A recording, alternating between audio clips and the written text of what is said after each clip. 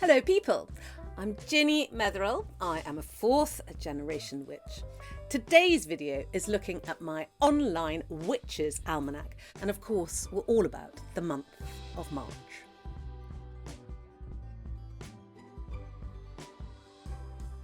As per normal with these videos, I'd first of all like to give an overview of the month, the magical trends and traits that run through March, and then we'll dig in to the dates and what you can expect to do with your witchcraft on the days of March.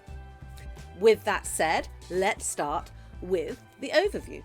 March, of course, is all about spring. Finally, we're seeing proper spring blooming. It starts with the slow release of the flowers at the beginning of the month, and by the end of the month, we're awash with all the bulbs and spring flowers that you can possibly imagine.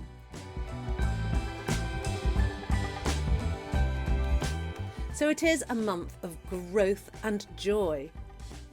However, there is also a slight leanness to March. Now, what I mean by this is that although we're coming into spring, the green man is in his prowess at the moment and pulling forth the prana from the earth so that we can have this beautiful floral display, there's very little food around. The crops haven't quite grown and there's no real fruits about because they haven't grown either. So we're looking at stored apples from last year and imported citrus from, far away countries. But of course, those were very expensive in olden times. And so the people of this planet would go out and pull the new green leaves that are springing from the earth. And this included the wonderful nettle. So I wanted to talk just a little bit about the nettle because it is a very magical plant. The nettle was considered by the ancient Anglo-Saxons as a very important crop, so to speak. It grew abundantly.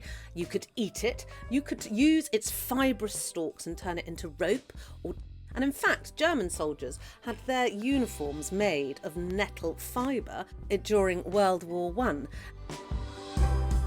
So this time of year is when nettles are sprouting from the ground and they are at their strongest magically. The sap is really rising in them, and so protection magic works really well with nettles picked in March. But it shows us that our ancestors were in the lean times of this year, having to eat nettles, which quite frankly are okay. I'd rather eat spinach, which is delicious, than some nettles. Or I'm not impartial to a nettle soup now and then, especially if it's made by somebody else.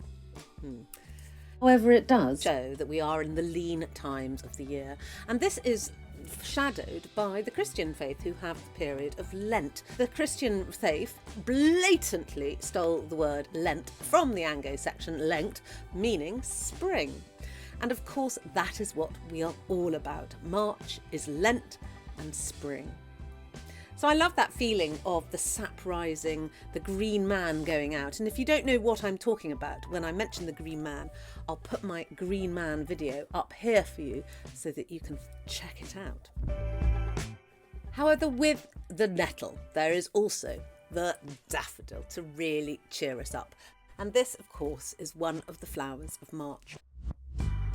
The drifts of wild daffodils that decorate our countryside in this month are truly spectacular. And I urge you to go outside and have a look. Daffodils are very much part of our historical and traditional folklore.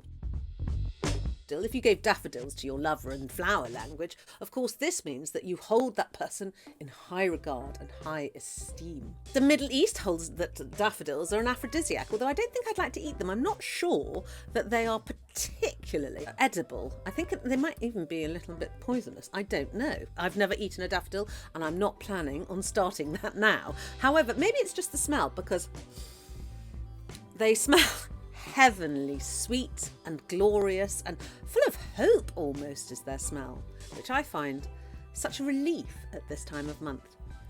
The look of the daffodils in the countryside cannot fail to raise one's spirits, and as a result, traditionally the daffodil is a flower of childhood. Therefore, in traditional witchcraft, daffodils were very much used in fertility, luck and love magic. It is the childlike quality of them that brings the fertility to mind. And also, I think the fact that they're so prolific and they are everywhere, and beautiful they are too. Often in the UK, where you see drifts of wild daffodils in a field, it means that they were the last remnants of a monastery or a religious household that once stood there. It's because they were beloved by the monks of our country who used to plant them around their monastery to bring joy in the spring. So March is a month for you to get outside, pick your daffodils, admire the greatness of the spring bursting forth, and maybe commune with the Green Man. Now let's move on to the individual days of March and what witchcraft we should be looking at. So of course we must start with the 1st of March. The 1st of March is the meteorological first day of spring, meaning that those who study the seasons have designated that the first day of March is spring. Spring has obviously been coming gradually and slowly. It doesn't necessarily start on one single day, but for our purposes, we're now definitely in the spring. 1st of March is also that wonderful day, Shrove Tuesday, which is when we get shriven if you are a Catholic, which means that you go to confession, confess all your sins before you start the great fast that is Lent.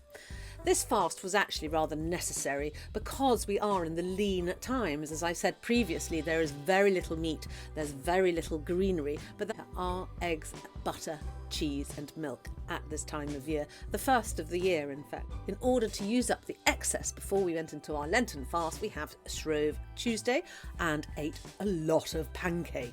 This is a carnival day, as is shown by Mardi Gras, which means Fat Tuesday. I don't really know very much about Mardi Gras myself, apart from that it's a carnival day. It looks immense fun, and I'd love to go one day. One day, I'm going to go. One day. Fingers crossed. The 1st of March is also a divination day, for if the 1st of March comes in like a lion, meaning it's stormy and windy and really quite rainy and wet and cold, then it will go out like a lamb. Likewise, a dry March leads to a wet May, so look out for this divination of the weather during March. The 2nd of March is the new moon. The new moon is in Pisces. New moons are a time for forward thinking and planning.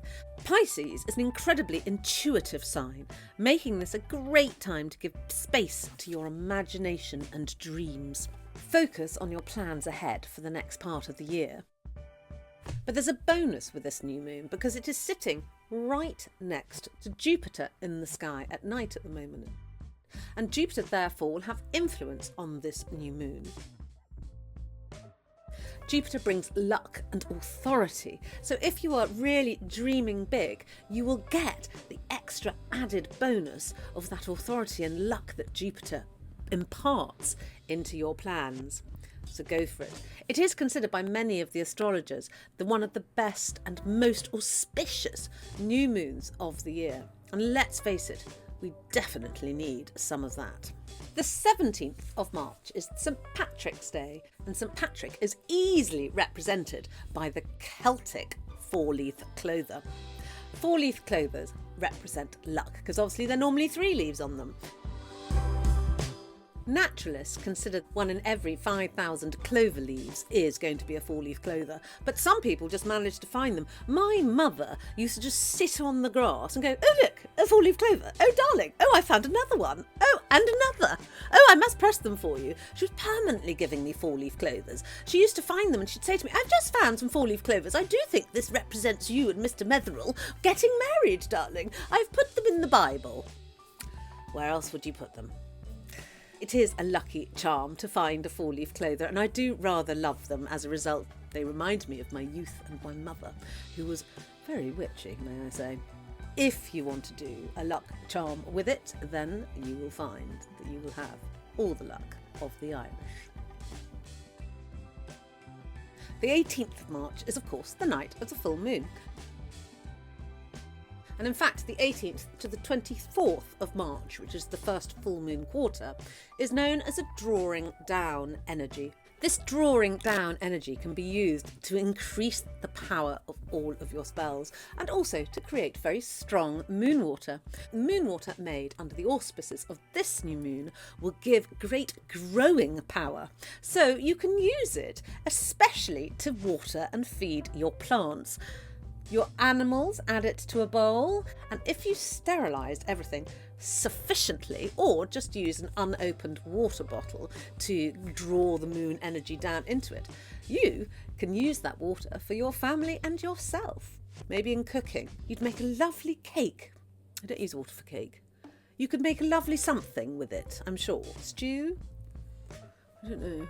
The 20th of March is the vernal equinox, or Ostara. And this is when the sun is directly over the equator of the earth. And so everywhere in the world there is equal night and equal day. This spring equinox is known as Ostara. Now Ostara I will not go into too much here because of course I'm going to do a vernal equinox Ostara video all about it, telling you the traditions and how to celebrate. So do look out for that in the next coming week or so. Spells on this day are known to come to fruition on the autumn equinox, so although they will build in power, so to speak, and then on the autumn equinox they will be at their most strong and most effective. And finally we come to the 27th of March, which is that wonderful Laetare Sunday or Mothering Sunday. Now there is a lot of speculation as to where this came from, whether it was from the Catholic tradition of going to your mother church or whether it was something older and an Anglo-Saxon tradition. I suspect it is something older because it is very much a tradition that was held by the UK in high regard, and UK traditions are almost exclusively developed from Anglo-Saxon Celtic ones. Laetare Sunday is the day when you would go and visit your mother. Let's just leave it at that.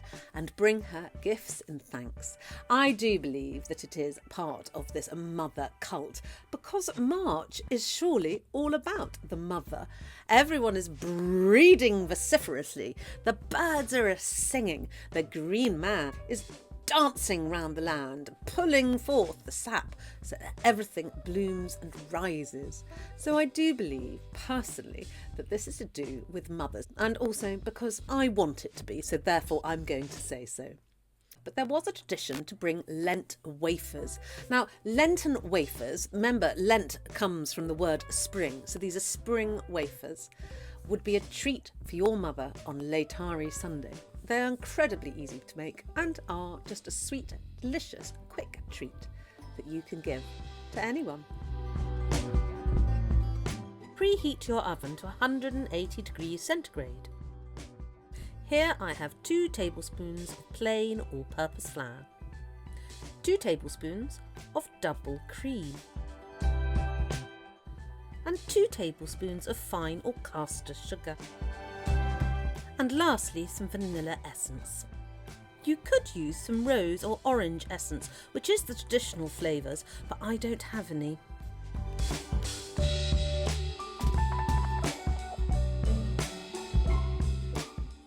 The recipe is simplicity itself. Add the ingredients to a bowl and then simply mix everything together. Once you have a fine paste substance, roll it up into 12 small balls and put on some grease-proof paper. Wet the top of your finger and push down on each of the balls to slightly flatten them.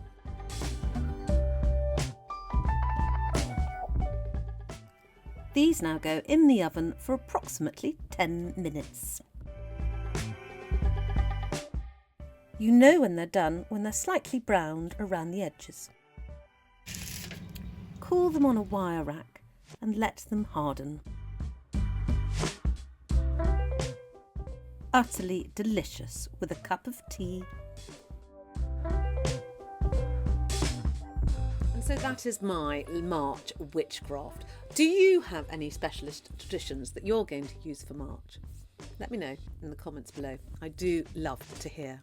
Don't forget, my coven meeting for March is coming up. So go to patreon.com for details /Ginnymetheral, and you'll find everything you need to know there.